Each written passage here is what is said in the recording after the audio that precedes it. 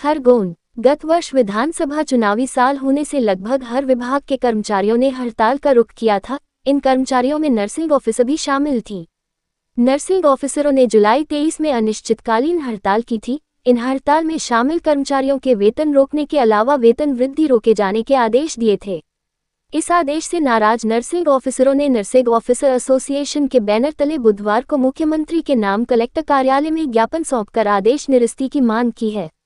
Association की सदस्यों ने बताया कि उन्होंने अपनी लंबित मांगों को लेकर प्रदेशव्यापी चरणबद्ध आंदोलन के तहत 10 जुलाई से 15 जुलाई तक हड़ताल की थी। इसके बाद स्वास्थ्य मंत्री के आश्वासन पर हड़ताल समाप्त कर काम पर लौट आए थे। अब शासन स्तर पर इस अवधि का वेतन काटे जाने के साथ ही वेतन वृद्धि रोकी जा रही है, जिससे कर्मचारियों में असंतोष है। शासन से मांग है कि जायज मांगों को लेकर हड़ताल की गई थी, वहीं शासन की बात का सम्मान रखते हुए काम पर लौट आए थे, इसलिए ये कार्रवाई निरस्त की जाए।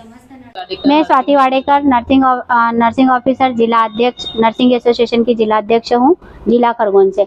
हम लोगों ने 10 जुलाई 2023 से 17 तारीख तक हम लोगों ने हड़ताल की थी और हड़ताल में हमने परमिशन शासन को अवगत कराकर हम लोग हड़ताल पे उतरे थे। चरणबद्ध आंदोलन किया था हमने, 3 तारीख से किया था हमने, 3/4/2023 से लेके हमने ज्ञापन सब तरफ दिए और परमिशन ली। उसके बाद हम 10 तारीख से कंटिन्यू हड़ताल पर उतरे।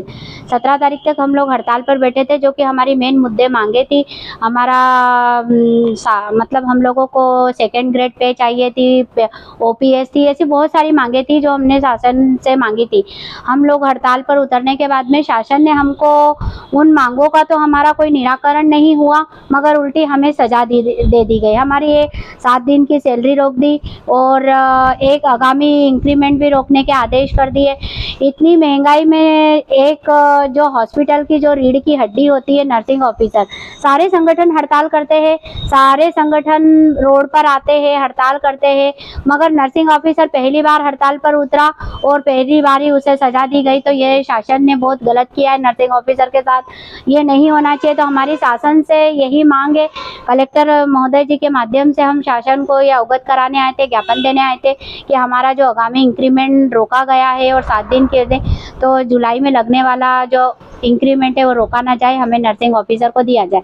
और अगर नहीं दिया जाता है तो कर्मचारी नर्सिंग ऑफिसर फिर हड़ताल करने पर बाध्य हो जाएंगे। मेरा स्वाति वाडेकर, जिला अध्यक्ष खरगोन।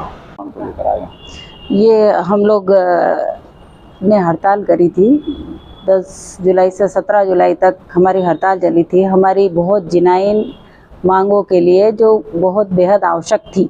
इतनी महंगाई में नर्सिंग संवर्ग अभी तक बहुत पीछे है, वेतनमान, विसंगति, प्रमोशन, बहुत सारी चीज़ें थी।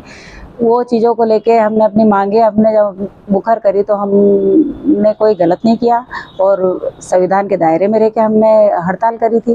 पर हमारा वेतन वृद्धि रोकने के आदेश और हमारा वेतन भी काट लिया गया है, जो सरासर असंगत है, गलत है ना। तो शासन से हमारा यही निवेदन है, कर्मचारी अपनी मांगे लेके कहाँ जाएगा? कर्मचारी अपनी मांगे किसी तरीके से तो शासन के सामने रखेगा। तो हमने अपने कानून के दायरे में ही रह के और सभी को हमने सूचना दे के और हमने ये हड़ताल करी थी। पर फिर भी ऐसे आदेश शासन की तरफ से आए जो गलत है।